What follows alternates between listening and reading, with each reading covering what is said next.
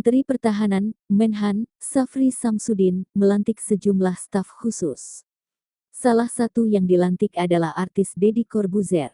Pelantikan digelar Aula Bhinneka Tunggal Ika, Gedung Kementerian Pertahanan, Jakarta, Selasa tanggal 11 Februari tahun 2025. Syafri secara resmi melantik Maijen TNI, Purnawirawan, Sudrajat sebagai staf khusus Menhan Bidang Diplomasi Pertahanan. Kris Wijoyo Supanji sebagai staf khusus Menhan Bidang Tata Negara. Deodatus Andreas Dedi Cahyadi Sunjoyo atau Deddy Corbuzier sebagai staf khusus Menhan Bidang Komunikasi Sosial dan Publik. Lenis Kogoya sebagai staf khusus Menhan Bidang Kedaulatan Negara Kesatuan Republik Indonesia.